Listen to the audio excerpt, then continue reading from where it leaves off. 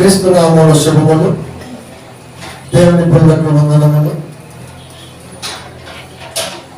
2023 సంవత్సరంలో చివరి ఆదివారం, అలాగే రోమా పత్రికలో చివరి మాట. నెక్స్ట్ ఏంటనేది మనం మరొకసారి ఆలోచిద్దాం.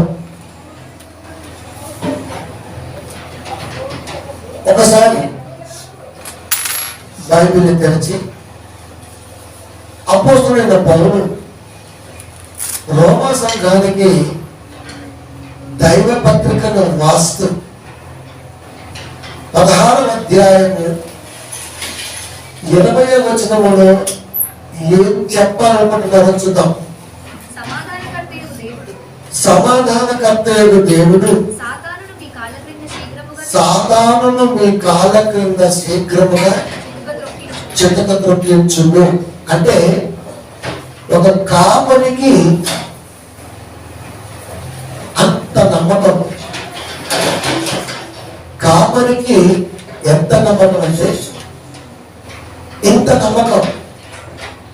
సమాధానకర్తయగు దేవుడు సాతానును మీ కాళ్ళ క్రింద చితక త్రొక్కించును. సాతాన్ని త్రొక్కడం అంత ఈజీగా. చీకట్లో కప్పల్ని లేకపోతే పురుగులు దొరికినట్టు కాదు సాతాన్ని తొక్కడం అంటే. అసలు సాతాన్ని త్రొక్కగల మనిషి తొక్కలేనప్పుడు దేవుడు మన మీద ఎంతో నమ్మకంతో, అంటే మన పెద్ద పోటుగాలని దేవుడు ఆలోచన. ఒక రకంగా చెప్పాలంటే అంత నమ్మకంతో దేవుడు మనల్ని ఈ పద ప్రయోగంతో ఆలోచింపజేస్తున్నాడు. సాతానును మీ కాళ్ళ క్రింద శీఘ్రముగా చితక త్రొక్కించును. అంటే ఒక కాపరికి పిల్లల మీద ఎంత నమ్మకం అంటే అంత నమ్మకం. ఫస్ట్ కాపరికి ఉండాలి నమ్మకం పిల్లల మీద. నా పాస్టర్ గారు అంటూ ఉన్నాడు, అప్పుడు నేను చర్చికి వెళ్ళేటప్పుడు, నువ్వు నాకంటే గొప్ప బోధకుడు అవుతున్నా అంటే క్యాచ్ చేసాడు. నేను ఏదో క్యాచ్ చేస్తున్నా అని క్యాచ్ చేశాడు. అలా ఎప్పుడైతే నేను రక్షణ టీవీలో మాట్లాడి ఆయన టీవీలో చూసి మరలా నేను ఊరెళ్ళినప్పుడు, ఇలా చిన్న అన్నప్పుడు, నేను మామూలు మిత్రులకే మాట్లాడుతున్నప్పుడు నేను చెప్పానా, అప్పుడెప్పుడో చెప్పానా, శనివారం చెప్పానా, మన మరణాలు వేసుకొని గుర్తున్నా, బలేవాడిగా నాకేమో గుర్తులేదు. అప్పుడు చెప్పే నీకు గుర్తులేదు. ఇంకొక కాపరికి అర్థమవుతుంది. పిల్లలు ఎలా క్యాచ్ చేస్తారో కాపరికి అర్థమవుతుంది. ఎందుకంటే 100 మంది పిల్లలు ఉంటే కాపరికి 100 కళ్ళు, 200 కళ్ళు ఎవ్రీథింగ్ అబ్జర్వ్ చేస్తుంటారు. కానీ అది ప్రజలకు కష్టం. పౌలు గారు తన జీవిత ప్రస్తావనలో మార్పు కంటే అనేక మంది ముందుకు చేరారు. 13 ఏళ్ల గ్యాప్తో వచ్చిన మార్పు వీళ్ళందరికంటే మన చాలా ఒక దైవ తలంపుతో ముందు ఉండబట్టే సువార్తని మార్పుతో వాయించారు దేవుడు. నాకు అనిపించింది చాలాసార్లు, పౌలు గారి సువార్త ప్రారంభించిన తర్వాత అనేక మంది ఆయన వెంట నడిచారు. వాళ్ళందరికీ కూడా దైవంలో బలంగానే ఉంది. కానీ కొద్ది కాలం నడిచిన తర్వాత అవిశ్వాసంలో వెనక్కి వస్తున్నటువంటి మార్పు తిరిగి మరణం పుంజుకొని రాయబడ్డ 4 సువార్తల్లో ప్రథమ సువార్తగా దాన్ని దేవుడు ఎంచాడంటే నిజంగా మార్పు ఎంత గొప్పదైనటువంటి తలంపుతో వచ్చాడో చూడండి.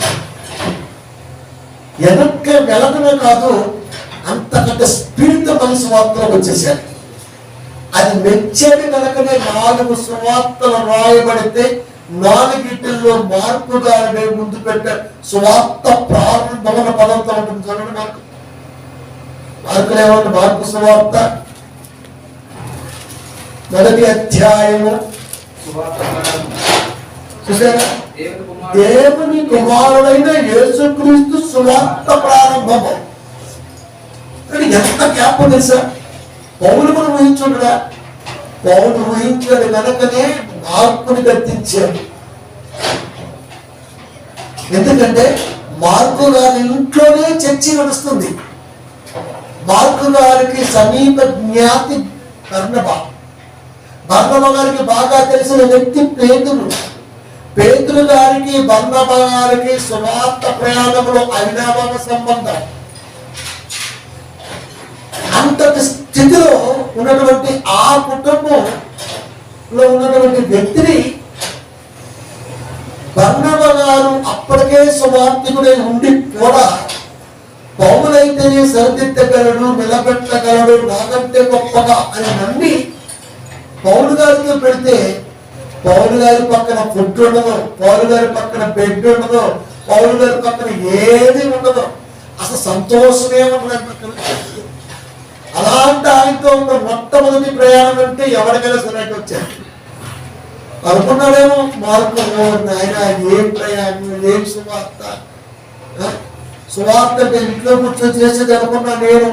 తీసుకొచ్చి ఈయనేమో ఎక్కడ పెట్టింది పెద్ద ఆయన, ఏమేమో తిండి తెప్పలేక తిరిగేస్తున్నాడు అని చెప్పా పెట్టకుండా వెనక్కి వచ్చేసాడు. గరుసులోకి కోపం వచ్చేసింది. అంటే ఈ కొద్ది ప్రయాణం వెనక్కి వచ్చేంత వరకు మార్కు గారికి పౌలు గారికి మధ్య ఉన్న బంధం చాలా గొప్పది. సమావేశం పెడుతుంది. ఆ చిన్న లెంత్ బిడ్డ చాలా గొప్పది. ఎప్పుడైతే బర్నబా గారు మార్కు గారిని మెసేజ్ చేశారు, ఇక్కడి నుంచి ప్రయాణమే వెళ్ళిపోతున్నప్పుడు కొంత దూరం వెళ్ళిన తర్వాత ఆ పరిస్థితులన్నీ ఆయనకి అవలంబింపక అలవాటు పడకపోయేసరికి చెప్పా పెట్టప్పుడు వెనక్కి వచ్చాడు కదా. ఈ మధ్య ఉన్నటువంటి వాళ్ళ బంధం ఎంత గొప్పదంటే బర్నబా గారితో వాగ్వాద పెట్టుకునేంత గొప్పది. అంత ప్రేమ ఉంది మార్పు మీద. ఎంత ప్రేమ ఉంటే బర్నబాతో గొడవ పెట్టుకున్నట్టు చెప్పండి. బర్నబా గారితో గొడవ ఎంత ప్రేమ ఉండాలి. అది మార్కు చెందిన పట్టం. ఓహో ఇలా జరిగిందా, ఇప్పుడు దీన్ని సరి చేసుకోవాలంటే ఏం చేయాలని ఆలోచించి ఇంచుమించుగా 12-13 సంవత్సరాల కాలం పౌలు గారికి దూరంగా ఉండి దేవుడికి దగ్గరగా ఉండి తిరిగి మళ్ళా అదే పౌలు గారి దగ్గరికి చేరితే ఆశ్చర్యపోయాడు. అందుకే చాలా సందర్భాల్లో నా చదువుకోవాలన్నటువంటి Mark and Stark, Timothy Mark ఇలాంటి పదాలు వాడుతూ ఉంటాడు. అంటే సాతానుని మీ కాళ్ళ క్రింద శీఘ్రముగా చితక త్రొక్కిస్తానంటే నీ బలం ఏంటో, నీ బలహీనత ఏంటో కాపరి తెలుసు. చాలా మంది కాపలు చెప్పరు తెలుసా, బలాబలాలు చెప్పరు. ఏ సంవత్సరం అంతా కాపాడు ఇంత 10 ఏళ్ళ పడి చదువుతూనే ఉంటాడు కదా. మళ్ళా కొద్ది దినములలో, కొన్ని రోజులలో, కొన్ని గంటలలో, కొన్ని నిమిషాలలో కొత్త సంవత్సరాన్ని నీకే పొందుతా. థ్యాంక్స్ మై డాడ్ అంటే ఎందుకు ఇచ్చాడో చెప్పడం. నూతన సంవత్సరం మెసేజ్ అర్ధరాత్రులు రాశారు. రాత్రి తెలుసు 12 to 1 మధ్య రాశారు ఆ ప్రసంగాన్ని. ఆ తర్వాత నేను తిరిగి మామూలుగా నా 20కి వెళ్ళాను. తిరిగి వచ్చేసరికి 8:30 ఈరోజు నాకు వచ్చేసి స్నానం చేసి చర్చికి వచ్చాను. వివిధ దేవుని పిల్లరా, ఎందుకు చెబుతున్నానంటే ఇంట్రెస్ట్ అనేది ఎంత బలంగా ఉండాలంటే దేవుడి మెచ్చేంత బలంగా ఉండాలి. ఒకడు నన్ను ఆకర్షించితేనే కానీ వాడు దేవుని యొద్దకు, నా యొద్దకు రాడు. నువ్వు నిజమైనటువంటి వాక్యం దగ్గరకు రావాలంటే నువ్వు ఆకర్షింపబడాలా. ఎందుకంటే సత్య సంబంధమైన వాక్యం వినే కెపాసిటీ మనిషికి ఉండదు. ఇప్పుడు అదే చెప్తున్నాడు ఇక్కడ ఈ ప్రసంగంలో ఉన్న సారం అదే. సాతానుని మీ కాళ్ళ కింద చితక త్రొక్కిస్తా. మా ఆయన మీ సంఘ జీవితానికి అర్థం ఏంటి? ఎదుటోడు కంటే మీ ఆయన పోటుగాడని, ఎదుటోడు కంటే మీ ఆయన తోపని, ఎదుటోడు కంటే మీ ఆయన బలవంతుడని, మీ ఆయన చూస్తే వాడు భయపడతామని నమ్మకం. వాడు వచ్చినాక వెళ్ళి కాళ్ళు పట్టుకుంటే పుట్టింటికి వెళ్ళిపోతుంది. అసలు బస్ ఛార్జీ కూడా లేదు, బస్ ఛార్జీకి డబ్బులు అడగా సంవత్సరం కూడా లేదు. ఇంకా ఆధారించి కూడా వెళ్ళిపోయాడు. ఇంకా ఒక నమ్మకం. ఆ నమ్మకానికి మొగ్గు కలిగితే ఇలాగా తట్టుకోదు. అలాంటిది శరీరాన్ని ఇంత గొప్పగా ఇచ్చి ఆత్మను ప్రవేశపెట్టి ఒక నమ్మకంతో దేవుడు బైబిల్ చేతిలో పెడితే సాతాను తొక్కిస్తారంటే వీడు సాతాను దగ్గరికి నమ్మకం. అంతే కదా మరి. శీఘ్రముగా వాళ్ళ అంటే తొందరగా తొక్కిస్తానంటే తొందరగా వాక్యాన్ని క్యాచ్ చేసే మనసు మనకు ఉండాలా. షార్ట్ పీరియడ్ లో కొట్టాలంటే అలాంటి క్రైస్తవ దేవుడికి కావాలి. తుపిడిగా పసిగా దేవుడు వద్దు. అది కౌంటింగ్ మ్యాచ్ అంతే. అది మీ అమ్మని అడగండి, అది ఆ మ్యాచ్ అలాగే ఉంటుంది అంతే. అది దానికి పని ఉండదు ఇంకా. కాబట్టి దేవుడు కోరుకున్నది సాతానుని శీఘ్రముగా త్వరగా తొందరగా మీ కాళ్ళ కింద తొక్కిస్తా. కాళ్ళ కింద తొక్కిస్తూ తొందరగా అన్నాడంటే ఎంత తొందరగా ఆయన మాట పట్టుకోవాలి మనం, ఎంత తొందరగా పట్టుకోవాలి అంటే ఆ నమ్మకం ఎంత బలమైనది చూడండి. ఆ నమ్మకం ఎంత బలమైనది. బలవంతుని నమ్మకం భూమి మీద బలవంతులు అనుకుంటూ మన మీద మోపెట్టాలి నమ్మకాన్ని. నిజంగా దొక్కుతామా మనం? కొత్త చెప్పులు కొత్త షూలు దొక్కుతుంది తప్ప స్వార్థాలు దొరుకుతున్నాం. షూలు చెప్పులు బాగా దొరికేస్తున్నాం. ఇది దీన్ని దొక్కడం. దీన్ని దొక్కాలంటే ఈ ప్రసంగం మనకు అర్థం అవ్వాలి కదా. 10వ అధ్యాయం లూకా సువార్త 19వ వచనం. ఇదిగో పాములను తేళ్లను త్రొక్కుటకు శత్రువు బలమంతటి మీద మీకు అధికారం అనుగ్రహించి ఉన్నాను. పాములను తేళ్లను త్రొక్కుటకును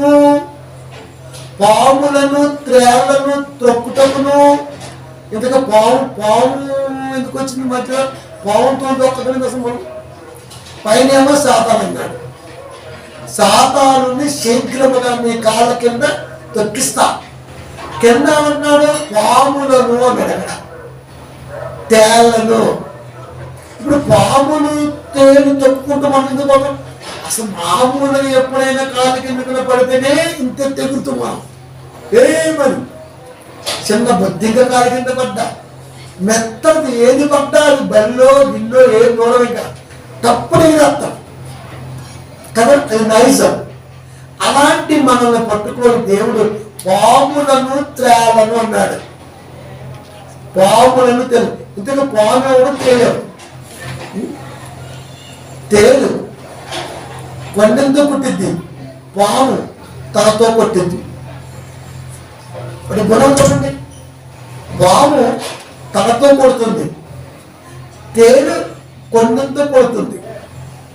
అంటే వెనక ముందు అని అర్థం. ముందు వెనక.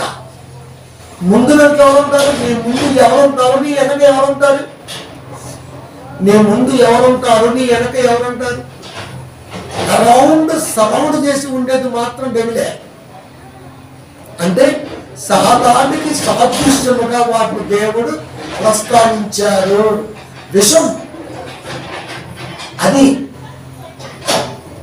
క్రోధం అర్థం ఏంటి? విషం. దాని దయాజాలతో చీల్చేస్తున్నది అంతే. పాముకైనా తేలికైనా ఏమాత్రం దయాదక్షం ఉండవు. అంటే సాతానుని ఎంతకి వెనక ముందు సాతానికి నిదర్శనంగా చెబుతున్నాడు. చెబుతూ శత్రువు బలమంతటి మీదను అన్నది. అక్కడ నీకు అధికారం అనుగ్రహించి ఉన్నాను, ఏది మీకెంత మాత్రమును హాని చేయదు. పాన్ వేసి రాత్రి పాస్టర్గా చచ్చిపోయాడు. ఈ రెఫరెన్స్ ఏంటి, అది వచ్చింది ఏంటి? తేలి గుట్టి ఇష్టం ఎక్కి నోటప్పుడు మురుగు వచ్చింది, ఉంటాడో పోతాడో తెలీదు ఒక విశ్వాసి. వెళ్ళాడు సువార్తకి ఒక దీనిలోకి, సరేమని వేస్తున్నారు, చేతికొచ్చి సర్వన పట్టుకుపోయాడు, ఇచ్చేసాడంతే, ఏ హాని చేయలేదు అని రాయబడింది పౌలు గారి గురించి. అంటే అది ఏ పాము, అడవిలో ఎలాంటి పాము, నిన్నాడులు కూడా ఉంటాయి, పైగా సముద్ర తీరం, బురద పాములే ఉండవు అక్కడ, ఏదైనా చేసిద్దేమో అని ఎదురు చూస్తున్నారు. అంటే అర్థం ఏంటి, అక్కడ ఎలాంటి పాములు తిరుగుతాయో అక్కడ వాళ్ళకి తెలుసు. మనకేం తెలుస్తుంది? తాడి చెట్లో ఎక్కడ పాము మనకు తెలియదు, కానీ వాళ్ళకి తెలుస్తుంది. ఇసుకలో పాములు ఉంటాయి, ఎలా ఉంటుందో మనకు తెలియదు, కానీ దాని గురించి అవగాహన చెబుతాడు. రేట్లు పాము అంటాడు, చుట్టూ ఇసుకలోనే ఉంటుంది, కానీ ఇసుకలో పాము ఉంటుంది, ఇసుక పాము. కనుక స్వార్థ ప్రయాణంలో ఒక దీవిలో పౌలు గారిని ఏది పెట్టి పీకితే ఆయన ఏమవుతో చూశారు. అంటే అర్థం తెలుసా, కలిసింది ఎలాంటి పామో వాళ్ళకి తెలుసు. అది కలిస్తే మనిషి వాడు బ్రతకదు. కానీ పౌలుకి ఎదురైంది, అది పౌలుకి ఎదురైంది, కలిసింది, కానీ పోలా. పాస్టర్ గారు కింద పడ్డా పోతాడు, బుల్లెట్ నుంచి పోకపోతే కింద పడిపోతాడు, ఆ గడ్డలతో పోతాడు, ఎవడు కొట్టకపోయినా పోతాడు, అదురుకొని కూడా పోతాడు. పాము కలిస్తేనే చావాలి అక్కడ. అంటే సువార్త ప్రయాణంలో ఏదైనా హాని తలపెడితే అది విషం నీ ఒంటికి చాలనివ్వను, నీ వెనక ముందు నేనే ఉంటా. నువ్వు వెళ్ళి చూడు, నిజంగా సత్య సంబంధమైన ఆలోచన కలిగి నువ్వు నడుస్తూ ఉండు, ఏది నీ గాలి చేసే ఛాన్స్. ఇది నమ్మకం. ఎదురైన దానికి యేసుక్రీస్తు వారు చెప్పింది పౌలు గారి జీవితంలో అక్షరాల నెరవేరింది. మరి మిగతా వారి జీవితాల్లో ఎందుకు నెరవేరట్లేదు? ఏది మీకు ఎంత మాత్రమో హాని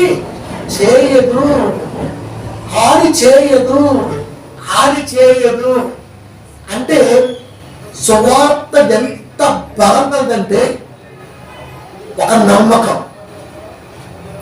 నా బిడ్డని వాడు ఆయుష్కాలం అంతా కాసి కాపాడతా, దైవ నమ్మకం. ఆ నమ్మకాన్ని కలిగి మనం ఎప్పుడైతే ఆయన కలిగించి నడుస్తామో ఏది గానే చేయదు, ఏ తెగులును నీ గుడారమును సమీపింపదు. అంత నమ్మకం ఉండాలి మనకి, అంత నమ్మకం ఉండాలి మనకి. ఎక్కడ ఉంటుంది? ఎంత అయిందంటే ఎంత చెబుతూ మనకి మ్యాటర్ కదా. ఎవరికో పాపం దెబ్బతిందంటే పోయేట్టు అక్కడ దగ్గర మా పక్కనే ఉంది పాప, ఎగ్గిర పడింది అంతే, చచ్చిపోయింది. ముసుకొసం చచ్చిపోయింది, తీసుకొచ్చేస్తున్నారు, అంబులెన్స్ లేట్ అయింది, కనూపులు ఉంది, కోమాలం ఉంది, ఎన్ని ఊహాగానాలు. పక్కనే కళ్యాణ పక్కనే కలబడి మేము వెళ్ళలేదా? ఒక్కటే అన్నాం, కవిత లే. పేదరు గారు పిలిస్తే కవిత లేచింది, మరి మనం పిలిస్తే లేవదా? మరి ఐసీలో ఉన్న కాడికి వెళ్ళి అంతమందిలో మాటిచ్చాను ఆ కుటుంబానికి. తనకి ఏదైతే నాది బాధ్యత భరోసా ఇచ్చాను. వారికి నమ్మకం లేదు. దైవ కృప బలంగా ఉంటే దేన్నైనా సరే ఆయన మాటతో బ్రతికించవచ్చు, ఆయన మాటతో బ్రతికించవచ్చు. ఆశ్చర్యం చేశాను. పొద్దున్న నుంచి సాయంత్రం ఆయనే పంపాడు లోపలికి. అదే వెళ్ళా గవర్నమెంట్ అన్నదే నేను వెళ్ళంటే ఇంకా లోపలికి పట్ట వెళ్తాం. చూస్తే ఇంకేమన్నా మొత్తం వస్తుంది, మొత్తం లేని మనిషి. అప్పుడు వెళ్ళి క్లియర్ చేసి మాటిచ్చి అంతమంది చుట్టుపక్కల అందరూ చూస్తున్నారు. అదే మాట నెరవేరకపోతే వీళ్ళు కూడా అందరిలాగే. కనుక దేవుడి పిల్లరా, వాక్యానికి ఉన్న గొప్పతనం మన దగ్గర ఏం లేదు, మనకే దెబ్బ తగిలితే మనకే గుండె గాయమే తల్లి బాధ అది పక్కన పెట్టి, ఎందుకంటే నరులు కాబట్టి ఆ బాధ ఉంటాయి. కానీ దైవ ప్రార్థన కలిగిన ఆ క్షణం ఖచ్చితంగా దేవుడు నిన్నట్టే ఉంటాడు. అదే చెప్పినాడు అక్కడ, ఇదిగో పాములను త్రాలను త్రొక్కుటకును శత్రువు బలమంతటి మీద మీకు అధికారం అనుగ్రహించున్నాను, ఏది మీకు ఎంత మాత్రమును హాని చేయొద్దు. యేసుక్రీస్తు వారి మాట మనకు గొప్ప భరోసా. సత్య సువార్త చేతమును ముందుకు సాగితే ఎట్లా చెప్పండి, ఎక్కడ సత్య సువార్త చేతముని ముందుకెళ్తే అదేసండి సౌండ్స్ కొంచెం తగ్గిద్ది, ఉండేసండి కొంచెం తగ్గిద్ది. సత్య సువార్తల చేతముని, ఎందుకంటే త్రేళ్లను పాములను శత్రువుల బలమంతటి మీదను మీకు అధికారం ఇచ్చాను అని త్రొక్కిస్తా అన్నాడు. నిజంగా నువ్వు సువార్తను కలిగి సువార్తను పట్టుకొని నువ్వు ఎక్కడికి వెళ్ళినా మిగతా కాపర్లని బురదలేసి తొక్కినట్టే అంత బయట. మనం ఏమనుకుంటాం, దీనికి ఏం పని ఉండదు, నువ్వు అంటాడు నాకేం పని బాబు, నేను మనసులో ఒక సరిగా తెలుసా. అసలు ముందు నాకు నెక్స్ట్ ఏం రాయాలన్న తలంపు ఉండదు. ఇంకప్పుడు ఏమి ఎందుకుంటే నెక్స్ట్ ఏం రాయాలి, ఏం చెప్పాలి, చాలా మంది ఎన్నో చెప్పుకుంటారు. కానీ ఎవరికి అందరిది నేను చెప్పాలి, ఇది ఎప్పుడు ఉంటది, ఎప్పటికీ ఉంటది. అందుకనే నాకు సంభాడెవరు, నాకు పోటీ ఎవరు, ఎవరిని త్యాగను, ఎవరిని త్యాగం. నమ్మకం బైబిల్ అంటే, ధ్యానం బైబిల్ అంటే. కనుక వాస్తవాన్ని పట్టుకొని, అందుకే చాలాసార్లు మాట్లాడతారు, నేను మీ ఊరికి వచ్చి వాక్యం చెబితే నీ చాప్టర్ క్లోజ్ అని చెప్తా. బహుశా ఇది బాలకృష్ణ డైలాగ్ లాగనో లేకపోతే విజయకాంత్ డైలాగ్ ఉండొచ్చేమో, కానీ ఇది నిజంగా దేవుడి డైలాగ్. నువ్వు నిజంగా సత్యవాక్యాన్ని పట్టుకొని నువ్వు ఎక్కడ వెళ్ళి సువార్త చెప్పినా మురిక్కాడ వేసి తొక్కినట్టు నేను అక్కడ అడిగేట పాస్తున్నాను. అంటే మనం ప్రసంగిస్తుంటే ఇళ్ళలో కూర్చొని గురుక్కుంటా ఉంటుంటాం. అంటే అర్థం ఏంటి, దేవుడు వాళ్ళని మురిక్కాడ తొక్కుతున్నాడు అది వాళ్ళకి అర్థం అవ్వట్లేదు, మనకు అర్థమవుతుంది. మన ప్రసంగముతో అవి గల మనసు గల కాపరిని దేవుడు బురదలో వేసి తొక్కుతుందా అన్నాడు బైబిల్లో. ఈ మాట ఉంటుందా బైబిల్లో? ఈ మాట ఏంటంటే, అందుకే చెప్తుంటా, ఏ దానికైనా ఖచ్చితంగా రిఫరెన్స్ కోట్ చేసేది అప్ప. దేవుని మనసుకున్న గొప్పతనమే అది. చూడండి ఒకసారి, జకరియా గ్రంథము 10వ అధ్యాయము 5వ వచనం, వారు యుద్ధము చేయించు వీధుల బురదలో శత్రువును త్రొక్కు పరాక్రమ శాలువలే ముందును వారు యుద్ధము చేయించు. మనము పోరాడుది శరీరంతో కాదు, అంధకార సంబంధ అధికారులతో, లోకనాథులతో. ఎవరితో మాట్లాడుతుంది, మనం ఎవరితో యుద్ధం చేస్తున్నాం ఇప్పుడు? వారు యుద్ధము చేయించు వీధుల బోధలో శత్రువులను త్రొక్క పరాక్రమశాలులే ముందులో. చెప్పారా? ఆయన చెప్తున్నాడు, యుద్ధము మనం పోరాడుతుంది.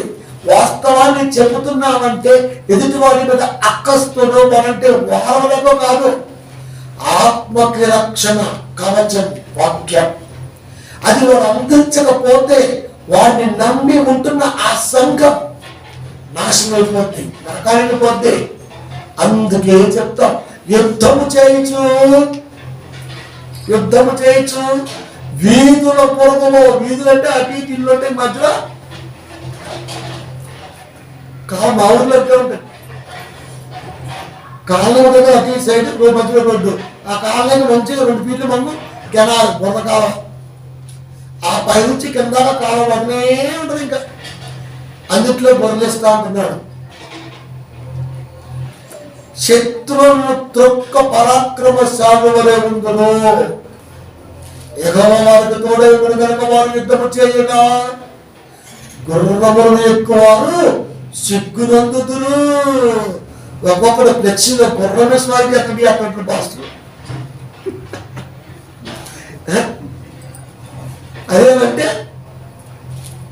అదేమంటే ఏం చెప్తాడు?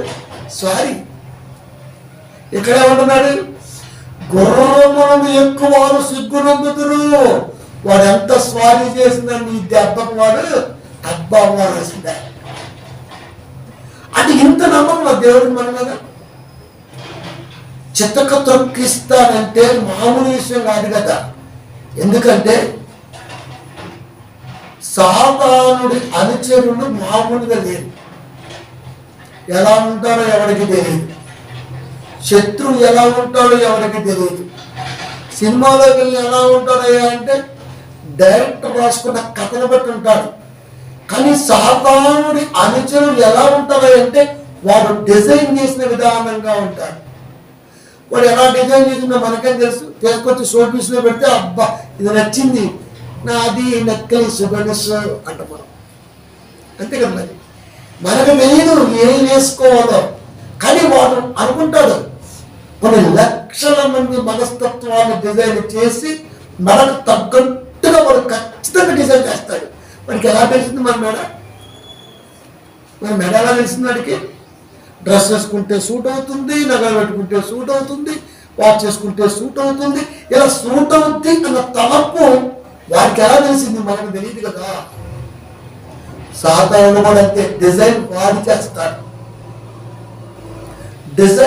చేస్తాడు. ఒక్కొక్క ప్రాంతానికి ఒక్కొక్క కాపర్ని డిజైన్ చేస్తాడు.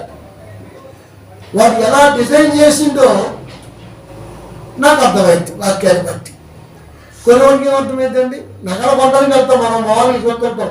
రాలిపోయిందే, జాయింట్ ఉందా, ఇంకేమన్నా పెట్టించుకోవాలి బాగా ఇదే చూస్తాం. కానీ ఏ రోజైనా ఆ బొమ్మను చూసి ఇది నా మెడకు సరిపోతుందంటే ఈ మెడ డిజైన్ నా మెడ కూడా ఇలా ఉబ్బి ఇలా కిందకి ఇలా ఉంటుంది కదా, అక్కడ కూడా అలాగే ఉంది. ఒక్కొక్కరికి ఒక్కొక్క మెడ, కొంతమందిలో ఆవుగా గుండ్రగా బొండ్రంగా ఉంటారు. వాళ్ళకే సరిపోద్ది. అంటే ఇంతటి ముద్ద మగవాడికి సరిపోతుంది, ఇంతటి కోల మగవాడికి సరిపోతుంది. ఇలా అన్ని రకాల మెడలకు ఒక కంపెనీ డిజైన్ చేయగలిగేదంటే ఏ రోజైనా అది కొనడానికి వెళ్ళినప్పుడు దాన్ని అబ్జర్వేషన్ చేసామని అలా చేయమని మనమే కదా. ఎవరైనా అంటే ఇది బాగుంది, ఈ కలర్ బాగా, ఇది నచ్చింది, ఈ చూస్తుంటాం మనం. నారాయణతోడే లాంటి చూస్తుంటే వీడికి ఎంత తింటే ఎక్కడ వీడు షాపింగ్ కొన్ని వేల మంది రోజు వచ్చిపోతుంటారు. వీడు ఎలా డిజైన్ చేసిన అసలు ఈ తలంపుని వస్తున్నారు, నువ్వు సెట్ చేసుకుంటున్నారు, సెట్ అయిపోతుంది. కరెక్ట్గా మెడక మరి మామూలు చెప్తాడు. టైర్గా ఆదిస్తే ఒకసారి సంఖ వంకర కొడతారు. వాడి తెగ తిట్టేస్తాం మనం నిలబడి మనం చెప్పి మనకు చేతులు చేసి ఆదిస్తేనే వాడు కొట్టలేడు. అలాంటిది ఒక కంపెనీలో ఏ వంకర లేకుండా ఎలా పుట్టాడు, డిజైన్ ఎలా చేశాడు. ఇది మనం ఆలోచిస్తే సాతానుడు కూడా మనం యుద్ధం చేస్తామని తెలుసు, మనం గెలుస్తామని తెలుసు, మనం ఖచ్చితంగా వాక్యంలో బలపడతామని తెలుసు కనుక ఖచ్చితంగా మనల్ని ఏదో రకంగా జ్ఞానం నుంచి తప్పించే ఆ డిజైన్ చేసేవాడు. అది మనకు తెలియదు, తెలుసా? తెలియదు కనుక మన దేవుడు కదా పరాక్రమశాలు వలె ఉందురు అన్నాడు మన గురించి.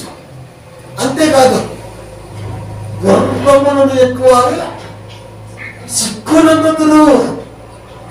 వాక్యాన్ని పట్టుకొని విసిరితే ఎవరికైనా సరే పడాల్సిందే. ఎందుకంటే దేవుడు తోడే ఉన్నాడు. ఆ టైం, ఆ వాక్య గ్రహింపు టైం ఎలా ఉండాలో, ఎలా ఉండదో, ఎలా ఉంటుందో తెలుసా? 3వ అధ్యాయం అదే జకరియా గ్రంథము 2వ వచనము. సాతాను యెహోవా నిన్ను గద్దించును, యెరూషలేమును కోరుకుని యెహోవా నిన్ను గద్దించును అంటే ఇదేం కోరుకుంది? ఇది కూడా యెరూషలేమునే కోరుకుంది. సాతాను కోరుకున్న దేని తెలుసా? యెరూషలేమునే. ఇది కోరుకుంది ఏంటి? యెరూషలేము వరకు మాకండి. ఒక పదాన్ని అంతగా ప్రయోగిస్తున్నాడంటే నిన్నే అని పెట్టుకో, అక్కడ నన్నే అని పెట్టుకుంటే ఇక్కడ సాతానుడు నిన్నే కోరుకున్నాడు అన్నకు కావాలని. దేవుడు కూడా నిన్నే కోరుకున్నాడు, ఆడే నాకు కావాలని. ఇంతకీ ఎవరికి మనం కావాలి? అది మనం ఎవరికి కావాలో మనకు తెలియదండి. తెలుసా? తెలీదు.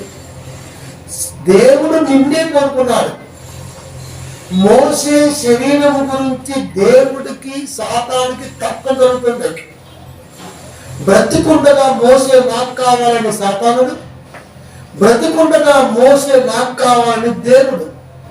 కానీ మోసే దేవుణ్ణే గెలిపించాడు. ఎందుకు? ప్రజల్లోకి దూరింది, ఎన్నో మాట అనిపించింది. ఒక్క మాట కాదండి, 6 లక్షల కాలు బలం ఎన్ని ఉంటారో చూడండి, తట్టుకోలేకపోయాడు. అందుకే సాత్వికుడు అన్నాడు దేవుడు.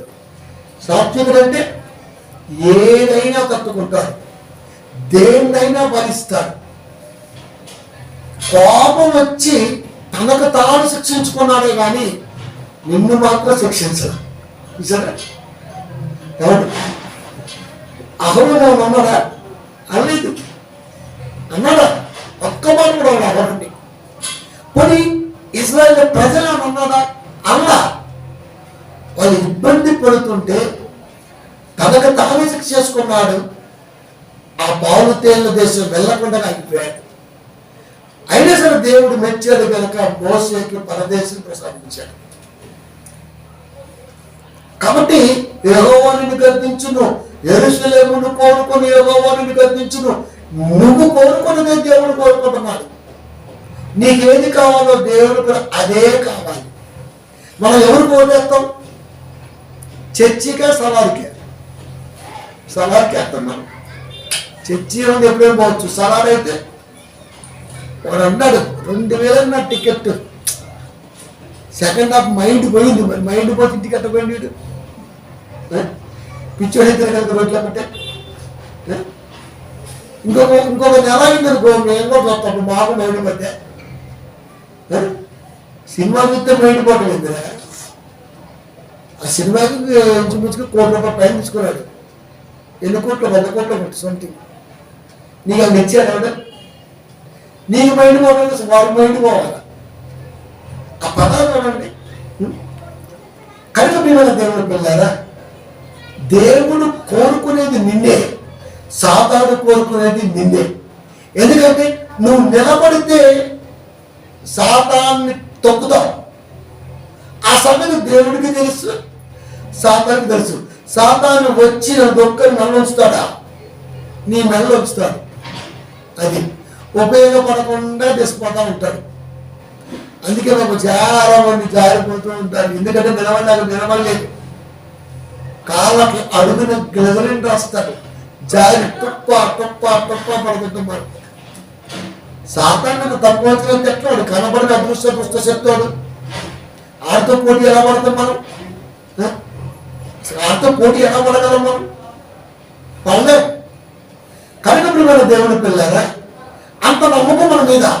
కనపడని సాతాన్ని సైతం ఖచ్చితంగా ఎదుర్కొంటాడు అని ఒక నమ్మకం.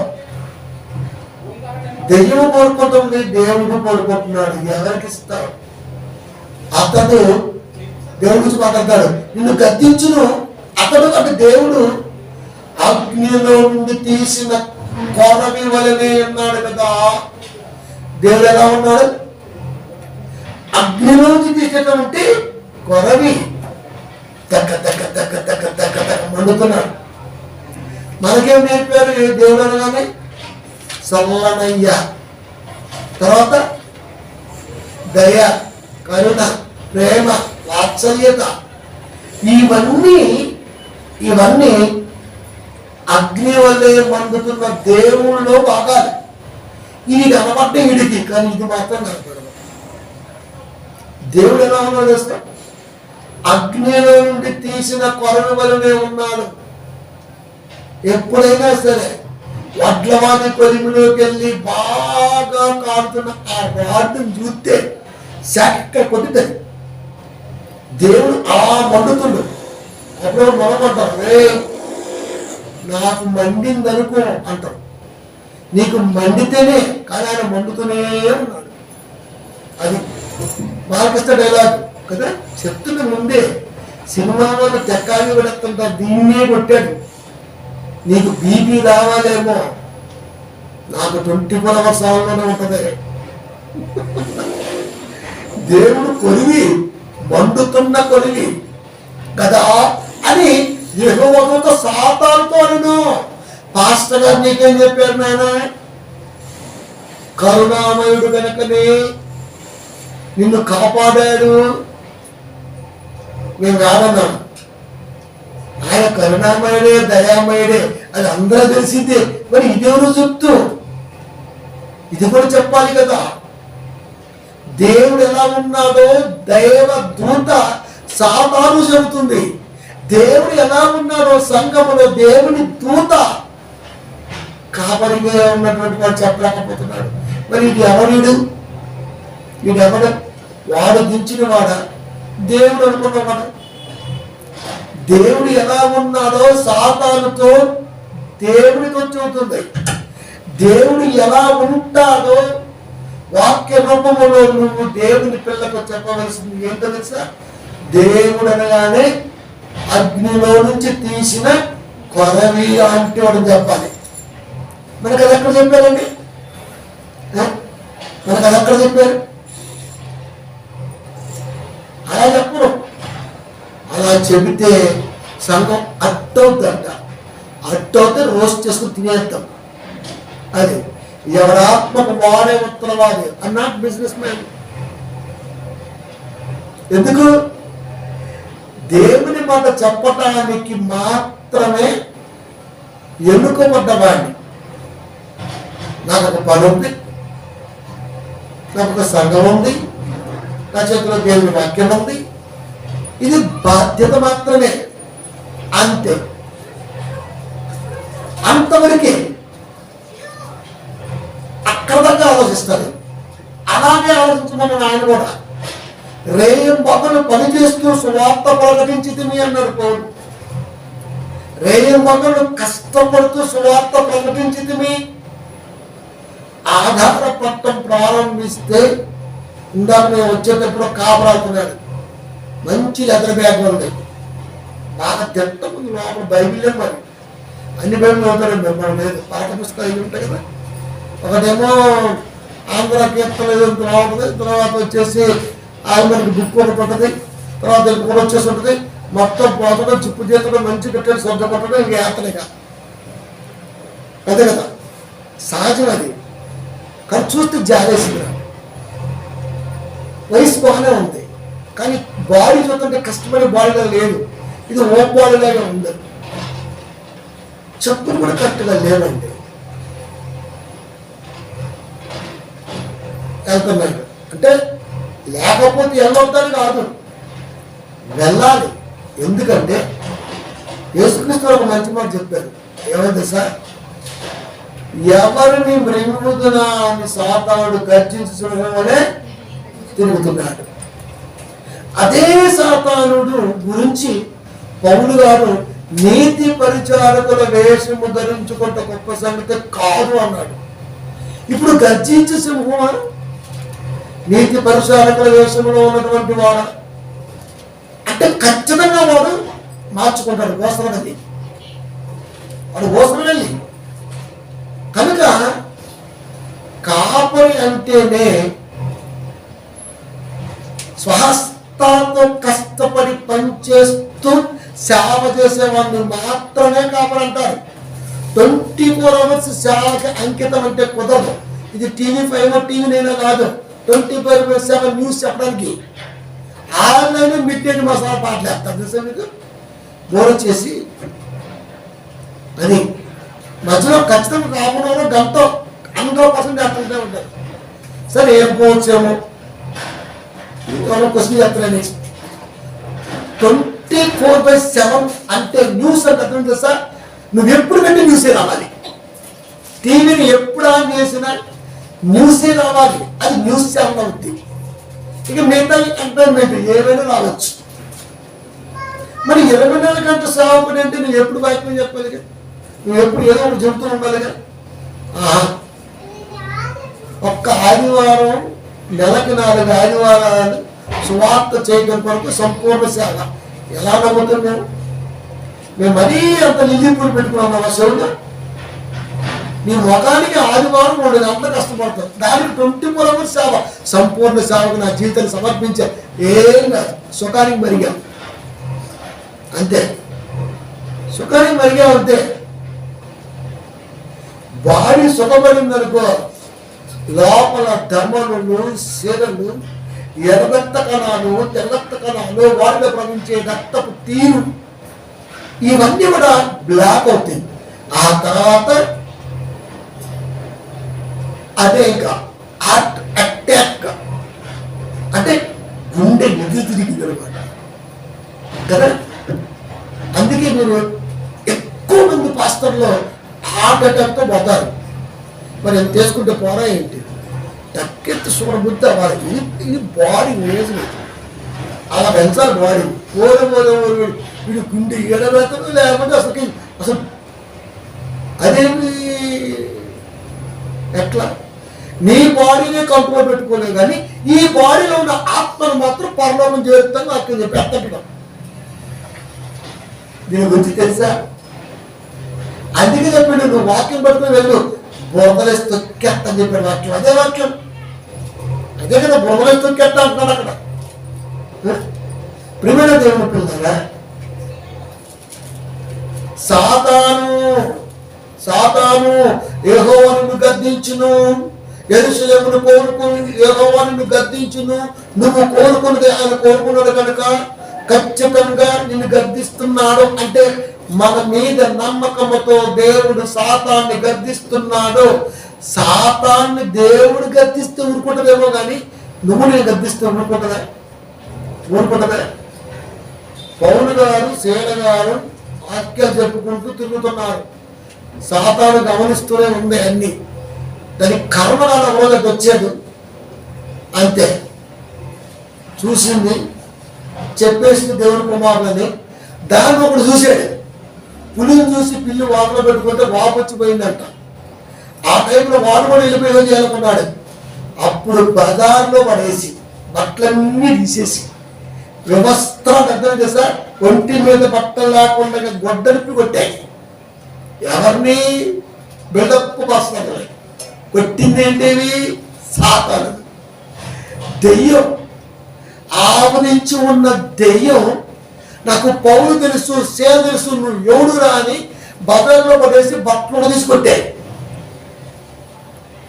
మాస్టర్ గారిని దెయ్యం కొడితే ఏం ఉండదండి అని 10 గంట బాగా బురదలో దొర్లించి మళ్ళీ కొట్టమంటే ఆ ఛాన్స్ దెయ్యం తీసుకుంది. పాస్టర్లో కొట్టేసిందని కదా, నిజాలే కదా. కనుక మేము దేవుని పిల్లరా, అసలు సాతాను కెపాసిటీ చూడండి ఎలా ఉంటుందో. దానిది ఒక్కటి పెట్టండి అసలుకి. అంటే నమ్మకం. 12:9 ప్రకటన, కాగా సర్వలోకమును మోసపుచ్చుచు, ఇప్పుడు చెప్పిన నేను, సర్వలోకమును మోసపుచ్చుచు ఎలా మోసపోతావో నీకు కూడా తెలియదు. ఎలా మోసపోతావో నీకు కూడా తెలియదు. అంటే నీకు తెలియకుండానే నీకు కింద మెత్తనమాట. ఇంకా 100% ఇంకా అంతా పోయినా కనుక్కుంటాం మనం. పాపం గోవా ప్రత్యేకమైన స్టేట్ కదండి. భారతదేశంలో ఉన్నటువంటి 29 రాష్ట్రాలలో గోవాకు ఒక ప్రత్యేకమైన స్థానం ఉంది. అక్కడ వ్యవస్థ వేరుంటుంది. అంత స్మగుల్ వ్యాపారమే. కొత్తగా 4 years బ్యాక్ చూసారు. ఇది కొత్త ఫేసే అనుకుంటే ట్రాప్ చేసి పడేసారు అంతే. కళ్ళు తెరిచి చూస్తే కిడ్నీ లేదు అక్కడ. ఏమైపోయిందిరా? ఎక్స్పోర్ట్ మొత్తం పుట్లేస్తుంది అంతే. సముద్ర పరివాహక ప్రాంతం కాబట్టి మొత్తం 100% స్మగుల్డ్ అక్కడికి వచ్చే ఏదైనా రావాలి, ఆ డివిజన్ దాకా రావాలి. కానీ మూడంత కథ అది మనకు వద్దు. కానీ అక్కడ తెలియకుండా ప్రదేశం పోకుండా అనుకున్నాడు. కానీ వాడు దురదృష్టం ఏంటంటే వాడి కిడ్నీ పోయింది. ఆ తర్వాత కొద్ది కాలానికి పోయాడు.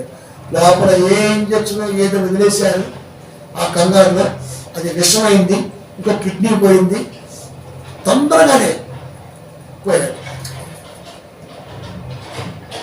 వాడికి కూడా తెలియట్లా. సాధారణ కూడా అంతే, సర్వలోకమును మోసపుచ్చుచు వీడికి వాక్యం మీద ఇంట్రెస్ట్ ఉంది, ఇప్పుడు వీడికి ఏం అర్థం అంతే ఎలా చెప్తే ఆయనకు పాటలు అంటే ఇంట్రెస్ట్ ఉంది, ఇప్పుడు వీడికి ఏం చేసేద్దాం వచ్చేద్దాం అంతే. బాగా పాట బాగుంది, ప్రాక్టీస్ చేస్తాం మనం కూడా. తెల్లవారులో 5 గాలి తీసేస్తాం, ఏం పాట ఇదని చూసినా అది అంటది. రాత్రి 8 గంటల కష్టపడి తలంపు చూడండి ఎలా ఉంటుందా, 8 గంటల కష్టపడ్డారు. కరెంటు పోతే ఛార్జీ లేకుండా చేసేందుకు చూసి పుసుక్కుని తోడ వేసాడు. ఇక నిద్రపోవడానికి పంపిసాడు అన్నది, ఆమ్లెట్ పక్కనే పంపిసాడు పక్కనే. ఏంటంటే ఎగ్జాంపుల్ చెప్తున్నా, అంటే ఈ థాట్ అనేది నేను నేర్చ పరిస్థితి. ఓకే ఇది అది కాదు కదా, పాట అంటే ఇలా ఉండాలి, ఓకే రైట్ అనుకోమా, ఇలా కూడా వాడచ్చు, ఊళ్ళో ఎలాగైనా వాడచ్చు. కానీ వద్దన్నాడు. కానీ అంటే ఇలాంటివి ఏదైతే మనం గొప్పగా బలంగా నమ్ముతామో వాక్యం కాడికి వచ్చేసరికి కాదు అని తెలిసేసరికి మనం కాంప్రమైజ్ కాదు, మనం తట్టుకోలేం. పుస్తకం అంటే వాక్యాన్ని వినలేని మనసున్న మనల్ని శాపాన్ని తొక్కిస్తానని ఆయన నమ్మకం ఏంటండి అసలుకి? మన బలం ఏంటో మనకు తెలియదా? తెలుసు కదా, నేను ఎంత వెయిట్ ఉన్నా, నా బలం ఏంటి, నా బాడీ కెపాసిటీ ఏంటి, ఎన్ని గంటల దగ్గర ఆగగలదు తెలియదు నాకు. తెలుసు, తెలియకపోతే ప్రాబ్లం, తెలుసుకుంటేనే దాన్ని కంట్రోల్ చేయగలం. అంటే ప్రతిదీ తెలిసి ఉండాలి. విశ్వాసం నా బలం ఏంటి, ఈ మాట తీసుకోగలనా లేదా, ఈ మాటను నేను ఎలా గ్రహించాలి, ఈ మాట ఉద్దేశం ఏంటి, దీని వెనకాల విధేంటి. రామగోపాల్ మనకు మాట మాట్లాడుతున్నాడు, చాలా మంచి మాటలండి, మీరు చూస్తే అలాగుంటుంది. అది ఊరు పేరు లేని ఆమె సూపర్ స్టార్ ఫుల్ పబ్లిక్ ఉన్నటువంటి వ్యక్తి మీద చాలా ఓట్లు తెచ్చుకుందని మాట్లాడాడు. ఆ పెళ్ళకి ఎవరో చెప్పారు, నీకంతా ఊరు పేరు లేదంటారు. పోయి హ్యూమన్ రైట్స్ లో కంప్లైంట్ ఇచ్చింది. అక్కడ ఒక లేడీ ఉంది రమాగారని, ఒక్కటే తిట్టుడు ఆ పిల్లని. బుద్ధి ఉంది, ఆ వీడియోలో ఎవరో చూడు, నిన్ను ఎక్కువ చేశాడు అక్కడ. ఎవరో స్టార్ అంట, అంత పెద్ద ఫాలోయింగ్ ఉన్నా నీకు వచ్చినటువంటి 5,600 ఓట్లు కూడా రాలేదు. 5,000 వచ్చాయి, నీకు 5,000 చిల్లర వచ్చాయి. నువ్వు గొప్ప అని చూస్తున్నాడు తప్ప ఊరి పేరు నీకు నిలబడి కాదని ఆయన ఇస్తే ఓహో ఇదే అని నాకు వచ్చింది.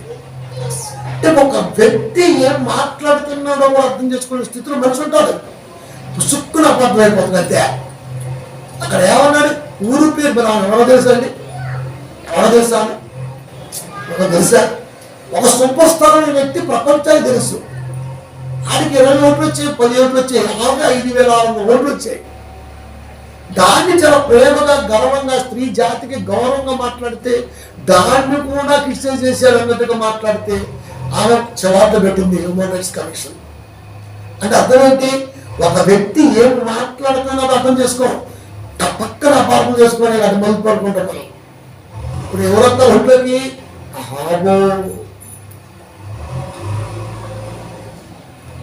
చాలా సుదీర్ఘంగా ఆలోచించాలి. వాక్యం 2 అంచులుగా కట్గా ఏ యాంగిల్లో ఆలోచిస్తేమో ఆలోచించు. ఎందుకంటే నేనేదో దేవుడికి బోర్డు ఎక్స్ప్రెస్ చేస్తాను ఇక్కడ. అది ఎంత నమ్మకం అంటే ఖచ్చితంగా నా కొడుకు క్రికెట్లో కప్పు కొడుకు డప్పటి అతడు. మరి అంతే కదా, మరి ఎంత నమ్మకం తండ్రికి. ఒక ఒక గేమ్లోకి వెళ్తే ఖచ్చితంగా కొడతాడు. సాక్షి పోయాడు, ఇట్టన్నాడు, ఇట్టన్నాడు, వచ్చేసాడు అంతే. అందరు బుస్. వాడెవడు నిద్రమత్తుకెళ్ళిపోతే 100 కోట్ల జనాభా బుస్ అంటనేంది, మిగతా 11 మందికి మీల్స్ వేసుకోవడమేంది. ఇది పెద్ద టీము, దీనికి మాకు ఇది. ఇలా ఎగ్జాంపుల్ మనం తీసుకుంటే దేవుడు కూడా మన పట్ల ఇంత నమ్మకాన్ని కలిగి ఉన్నప్పుడు, సాధారణుడు మోసం పుచ్చుచూ ఉన్నప్పుడు ఇది ఎలా మోసం పుచ్చుతుందో మనకు తెలియదు కదా. ఫస్ట్ ఆఫ్ ఆల్ ఎలా మోసం జరుగుతుందో మనకు తెలియదు కదా. అలాంటప్పుడు దాన్ని తట్టుకొని బయటకు వచ్చి సువార్త కొరకు నిలబడాలంటే అది మామూలు విషయమేనండి. అసలుకి అంత ఈజీనా? అంత ఈజీనా? సర్వలోకమును మోసపుచ్చుచు. అది నువ్వు నేను అన్నావు, మరి నువ్వు నేను అన్నావు తెలుసా? నువ్వు నేను అన్నావు, మనం ఉన్నాం. ఎవడో చెప్పాడు, ఎవడో వచ్చాడు, క్రీస్తు సంఘం అని పెడితే నెలకు 35,000 12,000 ఎవిడెన్స్ ట్రావెల్స్కి ఇది చెప్పాడు. బాగానే అలా డబ్బులు గిట్టుబాటు గట్టిగా బాగానే ఉంది అన్నా, బాగుందన్నా, అసలు సూపర్ అన్నా, నీ మాట తప్పు తోలన్నా. బుస్సు వచ్చాడండి. ప్రసంగం ఇచ్చి మళ్ళీ ఇంకో ప్రసంగం తీసుకుంటే ఇప్పుడు ఫోన్ లేదు. అంత ఈజీగా దేవుని నమ్మేస్తానా? అది దేవుడికి ఇచ్చింది ఫోన్లో. బాగా దొరికాడు కదా, బాగా బాగయ్యాడు. ఇక్కడ ఎవ్వడు పడలేడు దేవుడు మనసునే. అది భూమి మీద ఉండే తినాలి అంతే. ఇలా ఎన్ని యాంగిల్లో తెలుసా? ఇవాళ వేయం బదులు కష్టపడాల్సిన అవసరం ఉండేది కాదు. హ్యాపీగా బయట బయటతో కారాలు తిరిగేవాళ్ళు. కానీ ఇదే నాకు ఆనందం, ఇదే ఆనందం. సర్వలోకమును మోసపుచ్చుచు, సర్వలోకమును మోసపుచ్చుచు అపవాదనియు సాతాననియు పేరు గల ఆది సర్పమైన ఆ మహాకట సర్పం పరద్రోయబడిను. అది భూమి మీద పరద్రోయబడిను, కానీ దూతలు దానితో కూడా పరద్రోయబడి. సాతాను ఒక్కటే పడితే బాగుండేది, దూతలు కూడా పడ్డాయి. అది ఒక్కటే కనపడుతుంది బైబిల్లో. మరి దూతలయ్యి పిల్లలయ్యి తల్లి ఒక్కటే కనపడింది. మరి పిల్లలయ్యి అంట, పిల్లలయ్యి పిల్లల పని ఏంటంటే తల్లి చెప్పింది చేయటం. తల్లి ఏం చెప్పింది? ఆడు చర్చికి వెళ్తుండో ఆడు 3వ అవ్వాలి, ఏం చేస్తుందో తెలీదు అంతే. చర్చికి వచ్చి లోపల 3 అవుతాడు అంతే. ఇంకా వాడు ఎగ్జైటింగ్ గా ఉన్నాడు. అదే అది ఇప్పుడు దేవుడి వైపు కాకుండా లోకం వైపు మళ్ళించు. కారణం దొరికిపోతే ఆటోమేటిక్గా. ఎందుకు? కొత్త బట్టలు వేసుకున్నాం, ఊర్లో అయితే చూపించుకోవచ్చు. 7 రోజులు చెప్తారు, అయ్యగారు చూసినా చెప్తారా, బాగుందంటారా? అసలు ఏమీ చెప్పడు. ఆయన బాధ ఏందో, ఆయన బాధ ఏందో, ఆ కథ ఏందో అంతే. మరి బాగుందో ఇది ముక్కు కూడా అనుకోవడం ఏమే ఉండవు, చెప్పాల్సిన అవసరం కదబ్బా అని ఉంటుంది అంతే. కానీ అది ఊరుకుంటారు. ఇప్పుడు అది తప్పదనుకో, చూసావా అని అయిపోద్ది. అంటే ఇన్ని తలంపుల మధ్య నువ్వు వాక్యం కొరకు ఎలా నిలబడతావండి? ఎలా నిలబడతావు? నిలబడలేవు. కానీ సువార్తకు దగ్గరికి రాకుండా సాతానుడు భారీగా బలంగా ప్లాన్ చేస్తాడు. ఎందుకు చెప్తున్నాయి ఇవన్నీ? ఒక నమ్మకం మన మీద. సాతానుని మీ కాళ్ళ క్రింద శీఘ్రముగా తగ్గిస్తాను మన మీద నమ్మకం. ఇప్పుడు దాన్ని మనం గ్రహించుకుంటూ ప్రస్తావించుకుంటూ ముందుకు వస్తున్నాం. అసలు వాడు క్యాలిబర్ ఏంటి చూస్తున్నాం ఈరోజు మనం. అసలు వాడు ఎలాంటి వాడు, వాడు క్యాలిబర్ ఏంటి కాబట్టి చూస్తున్నాం. కనుక సువార్తకు దగ్గరకు రాకుండా, సువార్తకు దగ్గర అంటే చర్చికి అయితే వెళ్ళు, కానీ నా గురించి నా బలం గురించి చెప్పేవాడు కాడికి మాత్రం వెళ్ళదు. ఎవరికి వెళ్తాం? దేవుడిని పొగుడుతాడే భజన, ఆడికి వెళ్ళు అంతే. నువ్వు నాడిస్తాడు, పాడిస్తాడు, లాలిస్తాడు, లేల కూడా పోస్తాడు. అంతే. దేవుడి గురించి బాగా ఏడుస్తాడే వాడి కాడికి వెళ్ళు. వాడు ఎప్పుడు నా గురించి చెప్పిన ఒకే మాట అంటాడు అంతే. ఆ మాట నా ఆలోచనతో వాడికి పుట్టించిందే. ఎందుకు? యోధ పక్కనే ఉన్నాడు, మీలో నన్ను పట్టిస్తున్నాను యేసుక్రీస్తువారు. అందరితో పాటు యోగ కూడా నేనా ప్రభు అన్నది. అందరు నేనా ప్రభు, ఈయన కూడా నేనా ప్రభు. నీవన్నట్టే కాదు, వాళ్ళకి అర్థం అవ్వలే. మేమన్నట్టే అన్నాడు, నువ్వన్నట్టే కాదు అంటున్నాడు. ఇతను ఏంటో వాళ్ళకి అర్థం అవ్వాలి. 11 మందికి యోధాలో దెయ్యం ఉన్నదన్న సంగతి తెలియదా? తెలిసిందా? పేతురు కూడా తెలియదు. ఎందుకు? వాళ్ళు అప్పటికీ క్యాప్చర్ లేదు, వాళ్ళు స్పిరిచువల్ క్యాప్చర్ లేదు. ఇంకా అంతగా ఎదగల వాళ్ళు, అంతగా ఎదగల. ఉందా? లేదు. ప్రత్యేక లేదు, మార్పు లేదు, ఎవరికి లేదు. ఎవరు గుర్తులేదా? చనిపోయేంత వరకు, వాడు చంపేంత వరకు సాతాను వాడిని వదల. అలాగే యేసుక్రీస్తు వారు చెప్పారా వాడికి దెయ్యం ఉందని? లేదు. అంటే చెప్పలేదు అంటే కారణం మిగతా వాళ్ళు బలహీన పడతారని. కానీ వాడిని ఖచ్చితంగా హరించింది అనే సంగతి తెలుసు. మరి కాపాడొచ్చు కదా. ప్రవచనం వీడు అందుకే పుట్టాడు. అది ఒకడు ఇల్లు పాడైపోవుడు, ఒకడు ఉద్యోగం కూడా తీసుకోలేదు. అది ప్రవచనం. వీడి దాంట్లో వాడే. అబ్బా, ఆనాడు ప్రవక్త ద్వారా పలికిన ప్రవచనం, దాన్ని నిర్వహించి పుట్టినటువంటి వాడు వీడు. కనుక ప్రవచనం చెప్పింది. కానీ ఆ ప్రవచనమే యోధాలని ఇప్పుడు నేను చెప్పకూడదు. చెబితే మిగతా పిల్లలు డిస్టర్బ్ అవుతారు. చెప్పారంటే ఎక్కడైనా ఎంత మంచి కాపురంలో గద్దించగలిగాడేమో కానీ చెప్పలేదంటే ఏం పడుతుంది తెలుసా? చెప్పలేకపోయాడు. చెప్పకూడదు. ప్రవచనం వచ్చిన తర్వాత, కోర్టులో ఉన్న తర్వాత బయటకు వచ్చి మీడియా ముందు మాట్లాడగలరు.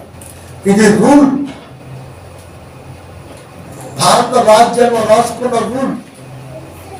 కోర్టులో మన కేసు ఉన్నప్పుడు, ఇష్యూ ఉన్నప్పుడు బయటకు వచ్చి నువ్వు మీడియా ముందు ప్రస్తావించకూడదు, బహిర్గతం చేయకూడదు. సెక్షన్ డాష్ ప్రకారం నీకు వేసేస్తున్నట్టే. దేవుడు కదండి. మరి ఇవన్నీ అక్కడి నుంచి నేర్చుకున్నారు. ప్రవచనం వచ్చేసింది. ఆ ప్రవచనం యోధాదని యేసు నోట పలకకూడదు. చాలా మంది తెలుగులో ఏమంటారంటే యేసుక్రీస్తు వారు తెలిసినప్పుడు యోధానం చెప్పొచ్చుగా, నీ ఇంత మిడత జ్ఞానానికి ఎంత అస్తలు మెదడని చెప్పండి. కాపులైన వాడికి మెదడం అస్సలు ఉండదు. పరే అని అర్థం ఏంటి? బ్రతక్కునే అలా కాపులు. అది అందుకే అన్నా కాపరి. అది నేను దేవుని మాట చెప్పడానికి నిర్ణయింపబడినటువంటి ఒక తెంగరోడు. అంటే తెంగరోడు కాబట్టి ఇలా చెప్తారు. మంచుడు ఎలా చెప్తారు? తెగ చెప్పిన తెంగరోడు అంటారు. మీరు వాష్గా, క్లాస్గా, స్టైల్గా, లేకపోతే ఎక్కడో క్రాసింగ్ బీడ్లు అని మేము మాట్లాడలేదు. అది తెంగరావాలి మనంత వాస్తవంలాగే మాట్లాడుతాం అంతే కదా. ప్రియమైన దేవుని పిల్లారా, కాబట్టి చెప్తున్నాడు దాని గురించి, దాని ఆలోచన గురించి. ఎందుకు? గొప్పగా సువార్తలో సాగే కాపరులు కూడా అది ఆపగలిగిందంటే దాని కెపాసిటీ ఎంతో చూడండి. పౌలు ఎలాంటి వాడు? ఎక్కడ పడితే అక్కడ తప్పు వేసే మనిషి. అలాంటి మనిషిని ఒక ప్రాంతానికి వెళ్ళకుండా ఆపగలిగిందంటే దాని బలం చూడండి. దాని బలం చూడండి. అంటే పరీక్షించుకుంటున్నాడు ఆయన. నాకున్న విశ్వాసం బలం ఎంత? 1వ దశలోనిక 2:18. కాబట్టి మేము మీ యొద్దకు రావాలని ఉంటిమి, పౌలను నేను పలుమార్లు రావాలంటిని గాని సాతాను మమ్మల్ని అభ్యంతరపరచెను. ఒక కాపరిని అభ్యంతరపరచగా లేనిది విశ్వాసంగా ఉంటున్న వాడిని అభ్యంతరపరచదా? ఆయన చెప్పుకున్నాడు. కానీ మనమే ఉంటాం, పాస్టర్ గారు వచ్చేస్తాడు, దెయ్యం పారిపోతుందే అటు వీడు. ఏదైనా అభ్యంతరం పెడుతుంది, అరమరిక లేకుండా మాట్లాడతాడు పౌరులు. ఏది మాత్రం అన్ని దశ మాట్లాడతాడు. నేను వస్తుంటే ఒక ఆమె దెయ్యం పడితే అయ్యా నీ వందనాలు అంటుంది అని చెప్తాడు. అది వందనాలు చెప్పట్లా, దగ్గర పడితే గొడ్లో తెస్తాను ఉంటుంది. వీడేమనుకుంటున్నాడు వందనాలు తడుతుంది, దమ్ముంటే వేసేస్తాడు. వీడేమనుకుంటున్నాడు వ్యవస్థ వస్తున్నాడు. తెలుసా మీకు చెప్పాను, మీకు మా బయలుదేరింది మనమ్మ ముందే తెలుసు నాకు ఇది వ్యాపారమని. నేను పోలే, మా అమ్మ కొంచెం ఎక్కువ చేసింది, తన పిల్లలు తక్కువ చేసింది, మిగతా వాళ్ళు ఎక్కువ చేసింది. అందుకే మా అమ్మ అంటే గిట్టదు అస్సలు. వాళ్ళకి ఇప్పుడు కూడా తల్లి కాబట్టి ప్రేమిస్తా కదా పక్కన పెట్టి, కానీ చాలా అట్ట అట్టని చెప్పింది. అది విన్న 4 ఏళ్ళకి నేను పోయిన దాని కర్మకారిని పోయా. చూసిన మా అమ్మ చెప్పిన దాంట్లో కనీసం ఒక 5% ఉన్న హ్యాపీ ఫీల్ అయ్యాను. కనపడుతున్నాను బాగా చచ్చి కదా అని మాతా కదా. మరి పోయాం. నేనేమో నాదాలు ఉండి మా అమ్మ చెప్పింది మైండ్లో ఉంటాయి. రాజమౌళి స్క్రిప్ట్లో కనపడుతున్నాను. ఎగ్జైటింగ్ పోతుంది, ఆటలో కూర్చోబెట్టిందని. సరే మొదల చూసిన చిన్న నట్టా వేసి పాక్కడికి ఆగింది. ఇక్కడ చర్చి అనుకుంటా. నేను నాకేం చెప్పారు, ఘనమైన సేవ, అసలు అంత పెద్ద చర్చి, అంత చర్చి చెప్పింది మా అమ్మది వాక్యం. అది కూడా మా అమ్మ వచ్చు పైగా చెప్తే మొహం తెలియదు. కానీ పోయి చూస్తే ఇంకేముంది, 10 మంది పడతారు దాంట్లో. మందికి ఇలా చెప్పింది, ఇప్పుడు చెట్టు కింద కూడా సేవ చేయొచ్చు ఘనంగా. అవును, మనకు లేదు వాక్యం ఉంది, చెట్టు కింద చేసుకుంటాం. మనం ఫస్ట్ చెట్టు కింద చేసాం చెప్పే వాక్యం. ఆ చెట్టు ఒకటి ఉంటే దానికి లైట్ పెట్టి వాక్యం చెప్పేవాడు. నైట్ అది కూడా ఆదివారం నైట్ మేము ఎక్కడ సిగ్గుపడలేదు, దేవాలయం ఇంటికి పెట్టి వాక్యం చెప్పాను. సిగ్గుపడలేదే, రేగులు వేసాము, సిగ్గుపడలేదే, దేవుడికి ఇల్లు ఇచ్చాము, ఏం పెద్ద బిగం లేదు. ఇప్పుడు ఇంత పెద్ద నిర్మాణం అయింది పిల్లల కష్టంతో, అయినా ఏమీ లేదు.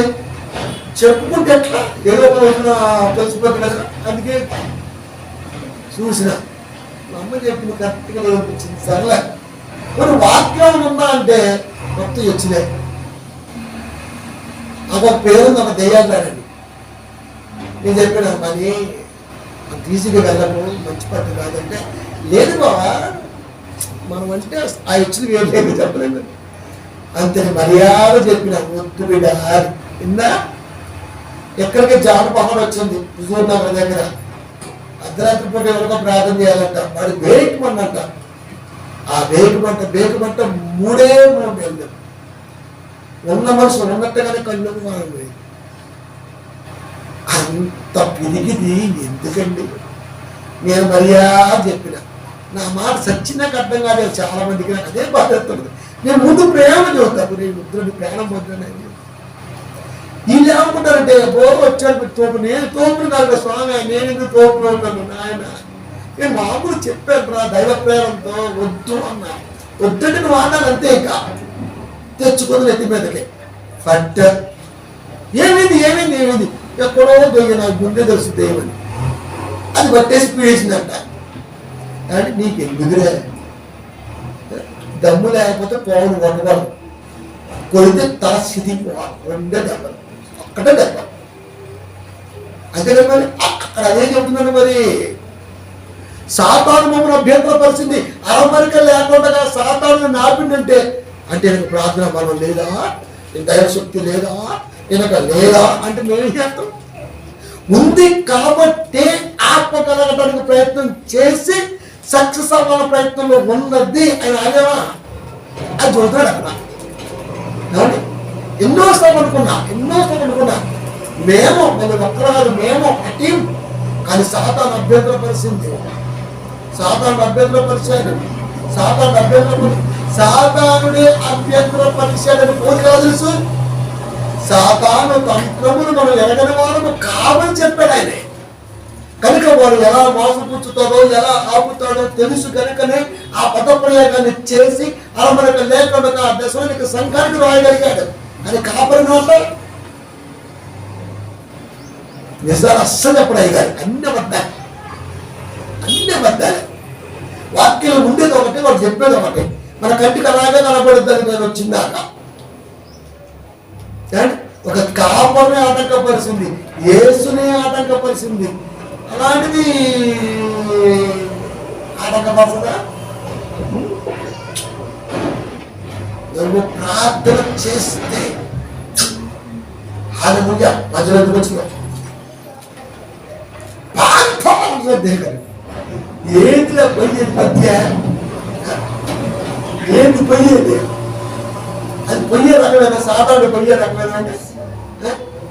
పోవాలంటే త్రాసులో త్రోసపడుతున్న నీ విశ్వాసపు వాల్యూ ఎంత, దాని వెయిట్ ఎంత, అసలు నీకు హెడ్ డేట్ ఉందా, తలపోకుండా చూసినా అది ఉండాలంటే. వాక్యాన్ని చూస్తే ఎవడైనా దాన్ని వక్రీకరిస్తే 10,000 నాడును కట్టకట్టలాడిపోవాలా తెలుసా, సల అది పవర్. మనకెందుకు? యేసుక్రీస్తు చూసుకుంటారు. మీరు వాగ్దానం ఏమంటున్నది, మీరు వాగ్వాదమును పెంచుకోవద్దు, తర్కముల చోటికి మీరు వెళ్ళవద్దు. ఏది తర్కము, ఏది వాగ్వాదము? తర్కం ఏది, వాగ్వాదం ఏది? మోసే శరీరం గురించి తర్కం, అది ఏ కోణంలోకి వస్తుంది? వాగ్వాదం అని అక్కడ ఎందుకు పెట్టకపోయాడు? ఏమీ తెలియదు, అయినా మాట్లాడతాడు. సువార్త ఎంత గొప్ప చూడండి, సువార్త ఎంత గొప్పది. ఆటంకపరిచింది. ఎందుకు? పౌలు గారు అడుగు పెడితే ఆ ప్రాంతం ఎలా ఉంటుంది? మీకు ఎలా ఉన్నది? పౌలు గారు అడుగు పెట్టాలనుకున్న ప్రతి ప్రాంతం చెమ్మ చీకటితో ఉండిపోయింది తెలుసా. అలాగే తామస్ అలవేడ్స్ లేడు కదా, కరెంటు లేదు కదా, అప్పటికి ఈ వెలుగు ఎలా వచ్చింది, ఇలాంటివన్నీ మాట్లాడకూడదు. వెలుగంటే ఆ వెలుగు కదా అక్కడ అర్థం. నీ మాట వెల్లడేమిటో తోడనే వెల్లును అంటే పౌలు గారు ఎక్కడ అడుగు పెడితే అక్కడ అవిధేయత పోతుంది, విధేయత నాదపడుతుంది. కనుక ఆ విధేయతని అందకుండా చేయటమే వాళ్ళ లక్ష్యం తెలుసా. చాలా మంది మీరు చూడండి, భార్యకి ఇష్టం ఉంటుంది వాక్యం అంటే, కానీ భర్తకి ఇష్టం ఉంటుంది. మరి భార్య భర్త కాబట్టి మాట నెల కాబట్టి ఆదివారం చర్చికి ఏదో ప్లాన్లో ఉంటుంది, ఇదేమో మొత్తం అనుకుంటుంది. ఈ లోపల రాత్రి తెలియలేదు కానీ గుడక టికెట్ బుక్ చేసేసి ఖర్చు బాగుందని ఉంటుంది. ఏమేమనుకుంటుంది ఆదివారం దగ్గర. సరే అండి, ఏం చేసింది? తీసుకెళ్తాడు, తిప్పుతాడు. సినిమాలో అర్థమే సావడుగా మరి 7 రూపాయలు కూల్ టిప్, 50 రూపాయలు అన్నా సరే కుస్స తాగేస్తాం. డబ్బులు మొత్తం ఉస్సైపోతాయి. ఒక అవసరం వచ్చి పడింది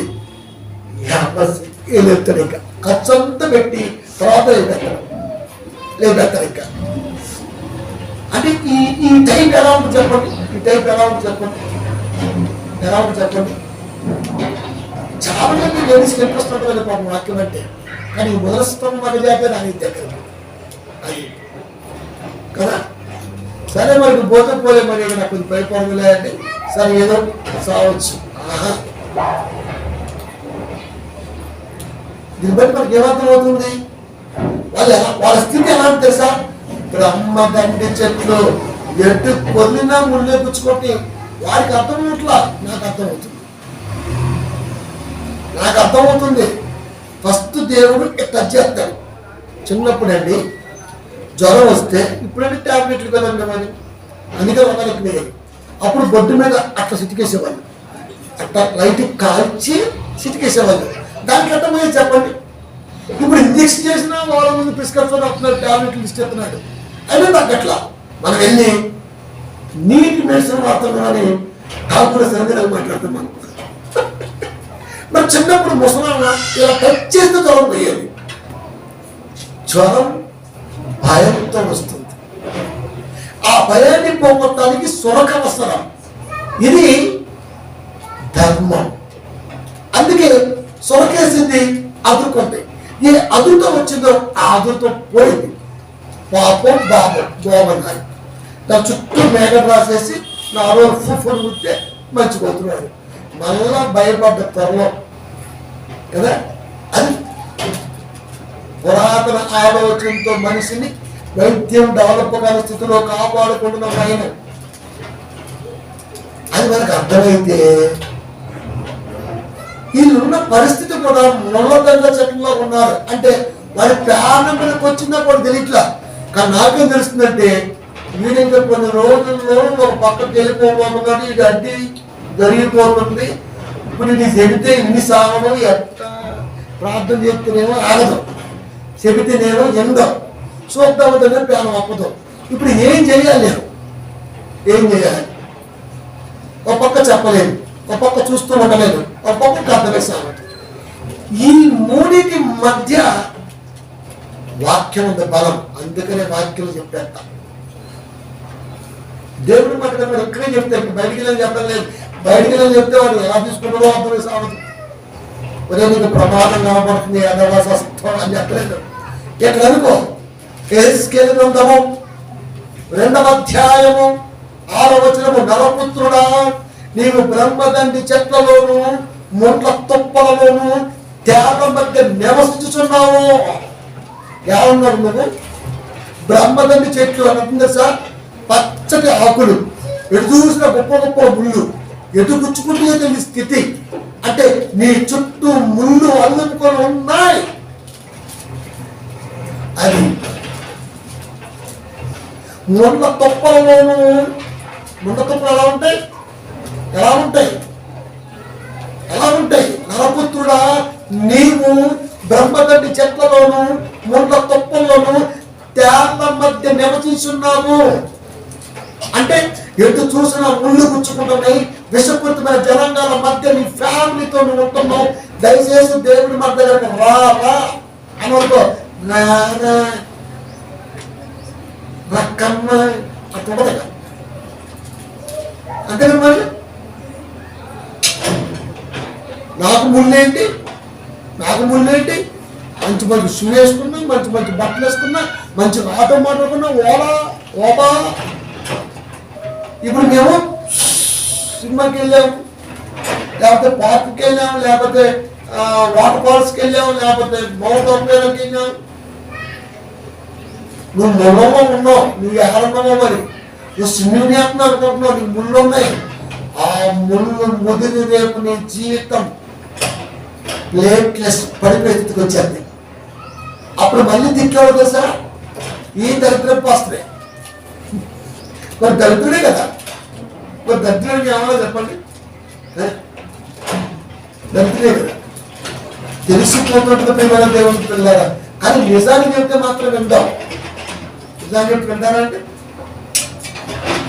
అంటే ఒక వ్యక్తి వాక్య విధానంలో ఎదుగుతుంటే ఎలా ఉంటాడో అర్థమవుతుంది మనకి. ప్రమాదం వచ్చినప్పుడు కాదమ్మా దేవుణ్ణి సేవించాల్సింది.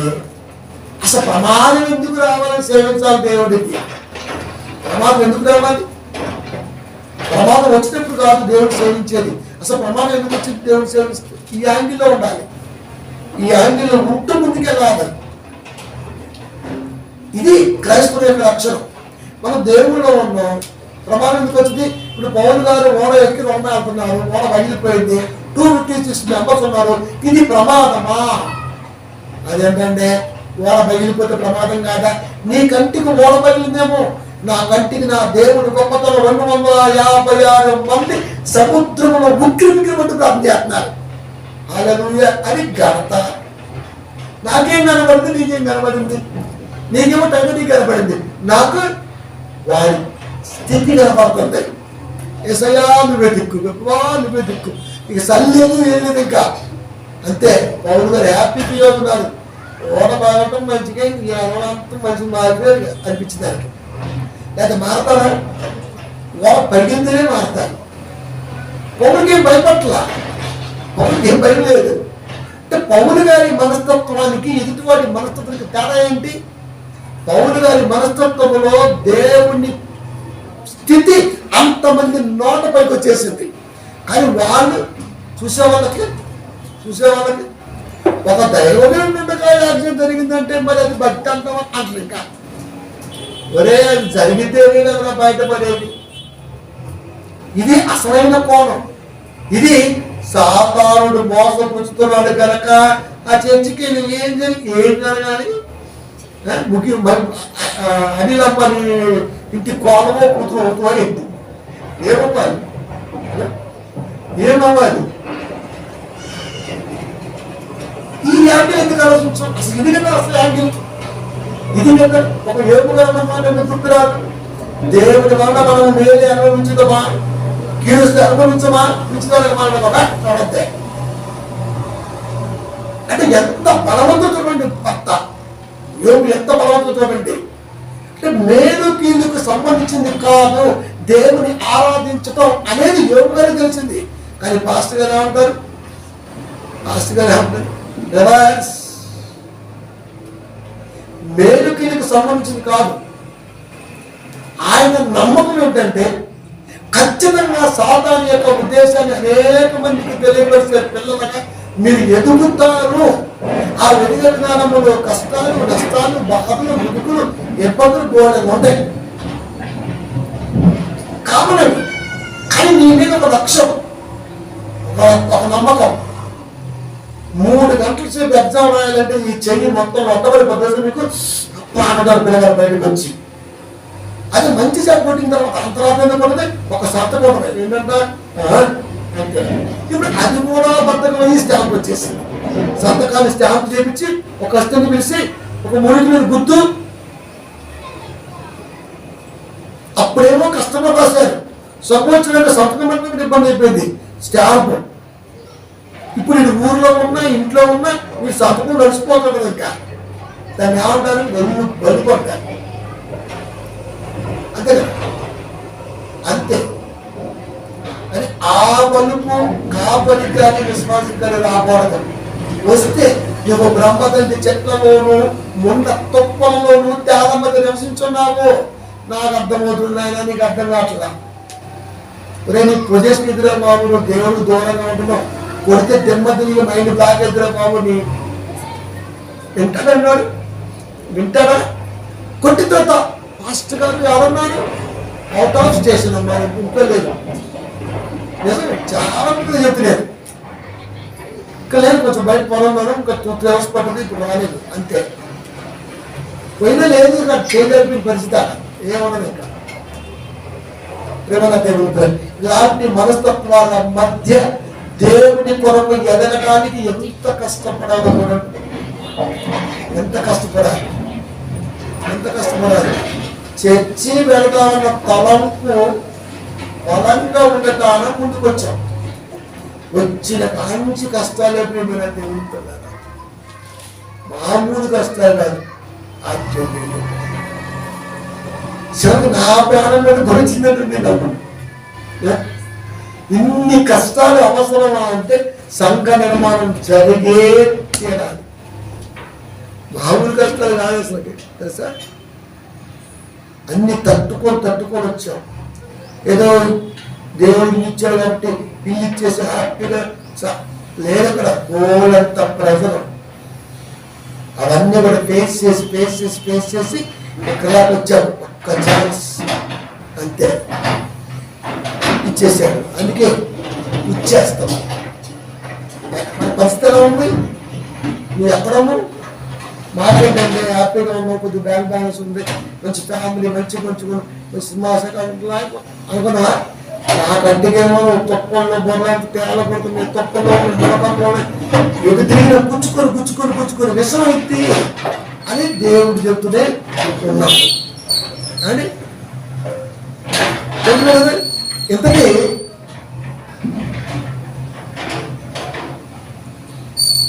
ఎక్కడ చూస్తున్నాడు? తేళ్ళు అంటే తేళ్ళు ఎక్కడ ఉంటుంది? తేళ్ళు ఎక్కడ ఉంటుంది? తేళ్ళు ఉండే ప్రదేశం తేళ్ళు ఎక్కడ ఉంటాయి? తేళ్ళు చల్లబుట్ట చూడండి, చల్లగా ఉండాలి. చల్లటి వాతావరణంలో తేలు పెట్టుకోవచ్చు. బాగుంటుంది. ఇలాంటి సందర్భాలు రావాయి. కూల్గా ఉన్నప్పుడు వస్తాయి. ఇంతకీ మనం కూల్గా ఎక్కడ చిన్న అవుతుంది చెప్పండి? కూల్గా ఎక్కడ ఉంటాం మనం? పేరుంది కానీ ఎక్కడ కూల్గా వస్తాయి. కాబట్టి ఇప్పుడు మన దేవుడుకున్నారా మన పొజిషన్ ఎలా ఉందంటే ఇంత కష్టంలో ఉన్నది. దీనికి విలువేంటి? ఈ రెఫరెన్స్ చాలా మందికి భయంకరంగా అనిపించిందండి. నాకైతే సమ్మగలదు. ఎందుకంటే అదే నా యాటిట్యూడ్ కనుక ఇప్పుడు చనిపోయే రెఫరెన్స్ కనపడదు. చూడండి ఒకసారి గుర్తి. దినవృత్తాంతముల 2వ గ్రంథము 10వ అధ్యాయము 11వ వచనము. నా తండ్రి బరువైన కాడిని మీద మోపెను గాని బరువైన కాడి నా తండ్రి బరువైన కాడిని మీద మోపెను గాని నేను మీ కాడిని మరింత బరువు చేయుదును. కాడంటేనే బరువు. మా నాన్నని మీ మీద బరువు కాడే మోపాడు, కానీ నేనైతే ఇంకా బరువు. నా తండ్రి మిమ్మును